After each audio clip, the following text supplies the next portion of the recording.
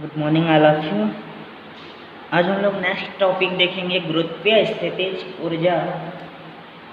तो आप लोगों ने देखा होगा कि हम लोग जब किसी वस्तु को नीचे से ऊपर की ओर उठाते हैं तो हमको क्या होता है, एक बल लगाने का आभास होता है, क्योंकि हमको पता है कि हमेशा ऊपर से नीचे की ओर गुरुत्वीय बल लगता है ना। तो हम लोग को क्या होगा, जब किसी वस्तु को नीचे से ऊपर उठाएंगे तो उस गुरुत्वीय बल के विरुद्ध में कार्य करना पड़ेगा, है ना। तो उस वस्तु पर एक स्थितिज ऊर्जा संचित हो जाता है, उसी को कहा जाता है गुरुत्वीय स्थितिज ऊर्जा। मतलब जब किसी वस्तु को पृथ्वी की सतह से ऊपर की ओर उठाया जाता है तो गुरुत्वीय बल के विरुद्ध में कार्य करना पड़ता है, और यह कार्य वस्तु में स्थितिज ऊर्जा के रूप में संचित हो जाता है, जिसको क्या कहा जाता है, गुरुत्वीय स्थितिज ऊर्जा कहा जाता है। इसका उदाहरण है पेड़ से फल का गिरना। पेड़ से फल का गिरना है ना, ये क्या होता है, ऊपर से नीचे गिरता है। उसके विरुद्ध में अगर हम लोग नीचे से ऊपर की ओर लेंगे तो क्या होता है, गुरुत्वीय बल के विरुद्ध में कुछ कार्य करना पड़ता है जो स्थितिज ऊर्जा के अंदर संचित रहता है, इसीलिए इसको क्या कहा जाता है, गुरुत्वीय स्थितिज ऊर्जा।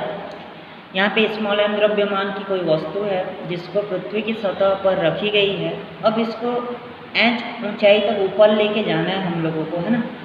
अतः पृथ्वी पर जो गुरुत्वीय स्थितिज ऊर्जा है वो किसके बराबर होगा, वस्तु को h ऊंचाई तक उठाने में किए गए कार्य के बराबर होगा।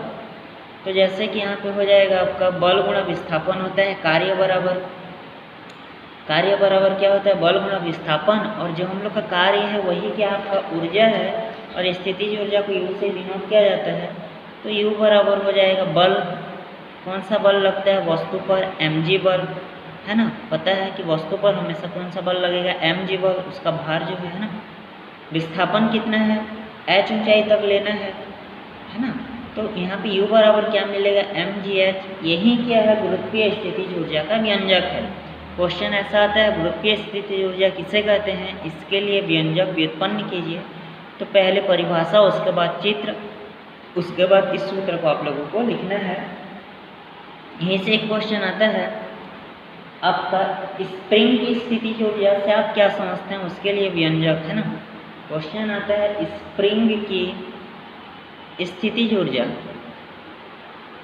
स्प्रिंग की स्थितिज ऊर्जा से आप क्या समझते हैं, इसके लिए व्यंजक। स्प्रिंग को कहा जाता है हिंदी में कमानी, है ना। स्प्रिंग का नाम क्या है, हिंदी में कमानी, इंग्लिश में स्प्रिंग कहा जाता है। तो स्प्रिंग की स्थितिज ऊर्जा है तो व्यंजक निकालना है। तो यहाँ पे देखना, हम लोग तीन स्थिति देखेंगे। ये स्प्रिंग है ना आपका स्प्रिंग, ये स्प्रिंग का प्रारंभिक अवस्था। स्प्रिंग को खींचेंगे, है ना, थोड़ा सा दूर दूर जाएगा। स्प्रिंग को दबाएंगे तो क्या हो जाएगा, आपका पास पास आ जाता है ना। तीन अवस्था आप लोगों को प्राप्त होता है। ये स्प्रिंग का सामान्य अवस्था है, x बराबर x0 प्रारंभिक अवस्था, है ना। कुछ समय पश्चात स्प्रिंग फैलता है और स्प्रिंग को अंदर की ओर बल लगाने से क्या होता है, वो दब जाता है। तो आप लोग को पता है कि स्प्रिंग को जब दबाया जाता है तो स्प्रिंग क्या करता है, बाहर की ओर बल लगाने का प्रयास करता है। लेकिन जब स्प्रिंग को खींचा जाता है तो स्प्रिंग क्या करता है, अंदर जाने का प्रयास करता है। मतलब हम लोग जिस दिशा में बल लगाते हैं, है ना, विस्थापन क्या होता है, उसके विपरीत दिशा में होने लगता है। मतलब कि विस्थापन और बल यहाँ पे एक दूसरे के अनुक्रमानुपाती तो होंगे, है ना, लेकिन क्या हो जाएंगे कि यहाँ पे जो चिन्ह मिलेगा हम लोग को, वो चिन्ह क्या हो जाएगा, आपका ऋणात्मक होगा। तो किसी स्प्रिंग को खींचने या दबाने से किया गया कार्य उसमें किस रूप में स्थित होता है, स्थितिज ऊर्जा के रूप में संचित होता है। इसीलिए इसको क्या कहा जाता है, स्प्रिंग की स्थितिज ऊर्जा। तीन अवस्थाएं होती हैं, यहाँ पे वही आपका तीनों प्रदर्शित किया गया है। तो इसमें एक लॉ होता है, हुक का नियम, आगे जाके पढ़ेंगे 17 या 18 चैप्टर में।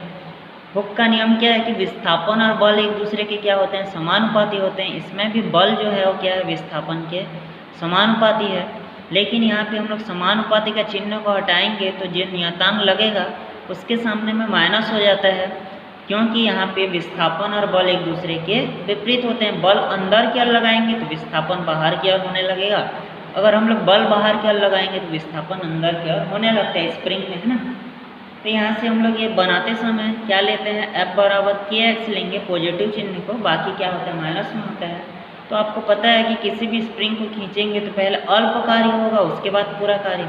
अल्प कार्य के लिए DW, तो कार्य बराबर बल गुणा बल की दिशा में विस्थापन। अगर थोड़ा सा कार्य करेंगे तो विस्थापन भी कितना होगा, थोड़ा सा, थोड़ा बल लगाएंगे तो थोड़ा विस्थापित होगा, है ना। तो DW बराबर F इंटू DX, सूत्र हो गया। ये तो अल्प कार्य होगा। जब हम लोग पूरा कार्य निकालेंगे, है ना, स्प्रिंग को क्या होता है प्रारंभिक अवस्था से अंतिम अवस्था तक खींचेंगे तो कहाँ से कार्य शुरू करते हैं, 0 से। कहाँ पे ख़त्म होगा, जाते जाते आप लोगों का पूरा विस्थापन क्या हो जाएगा, x। कोई भी समाकलन में ये क्या होता है, आपका सीमाएं होती है, ये है ना, ये अपर लिमिट या लोअर लिमिट होता है। तो जो हम लोग का लोअर लिमिट कहाँ से शुरू है, स्प्रिंग 0 से खींचना शुरू करते हैं, है ना, कहाँ तक मैक्सिमम जाएगा, x तक। यहाँ पे क्या हो जाएगा आपका DW, और DW का मान क्या है जी, F dx हो गया, है ना। यहाँ से क्या हो जाएगा आपका, F का वैल्यू को रखेंगे तो F का वैल्यू क्या है आपका KX dx। K क्या है आपका कांस्टेंट है, कांस्टेंट बाहर निकलेगा तो क्या बचेगा आपका x dx। x का समाकलन आपको पता है क्या हो जाएगा, x का घात 2/2 हो जाएगा, है ना। एक बार अपर लिमिट को रखते हैं, एक बार किसको रखते हैं, लोअर लिमिट को। तो अपर लिमिट को रखेंगे तो इतना हो जाएगा, लोअर लिमिट को रखेंगे तो 0 हो जाएगा, है ना। तो तुम्हारा आंसर कितना होगा, 1/2 KX²। और चूंकि हम लोग को क्या निकालना था, स्प्रिंग का स्थितिज ऊर्जा, तो लास्ट में U या W से डिनोट कर सकते हैं। तो स्प्रिंग की स्थितिज ऊर्जा क्या हो जाएगा, 1/2 KX² मिलेगा। तो यही क्या है, स्प्रिंग की स्थितिज ऊर्जा का सूत्र है। एक बार अल्प कार्य निकालना है, एक बार क्या निकालना है, कुल कार्य। तो आप लोग को स्प्रिंग की स्थितिज ऊर्जा प्राप्त हो जाएगा। यहाँ से क्वेश्चन आता है स्प्रिंग नियतांक का मात्रा पर विमीय सूत्र, है ना, इसको देखेंगे। उसके बाद आपका संरक्षण असंरक्षित बल। तो आपका जो संरक्षित बल होता है वो क्या होता है, जो पथ पे निर्भर नहीं करता है, मार्ग पर जो निर्भर नहीं करता है, एक जगह उसको गिराने पर सीधा नीचे ही आ जाएगा, वो संरक्षित बल होता है। और जो मार्ग पर निर्भर करता है वो क्या हो जाएगा आपका असंरक्षित बल कहलाता है। जो आपका पथ पर निर्भर करेगा, है ना, तो जो मार्ग पर निर्भर नहीं करता है वो आपका क्या है संरक्षित, और जो निर्भर करता है वो क्या हो जाएगा असंरक्षित बल। आगे बुक में दिया है ऊर्जा संरक्षण का नियम बताता नहीं है। तो इसमें क्या होता है, ऊर्जा को ना तो उत्पन्न किया जा सकता है, नहीं नष्ट किया जा सकता है। यह बस क्या हो जाएगा आपका एक रूप से दूसरे रूप में परिवर्तित हो जाता है। तो यहाँ पे आप लोगों का ऊर्जा संरक्षण के नियम के बाद आप लोगों को ऊर्जा का विभिन्न जो रूप है वो दिया गया है, उसको आप लोग को बस एक बार पढ़ना है, इसको लिखना नहीं है। यांत्रिक ऊर्जा है ना, आंतरिक ऊर्जा है, उष्मीय ऊर्जा है, प्रकाश ऊर्जा, रासायनिक ऊर्जा, ये सब आपको आता नहीं है। तो इसको एक बार देख लेंगे बस।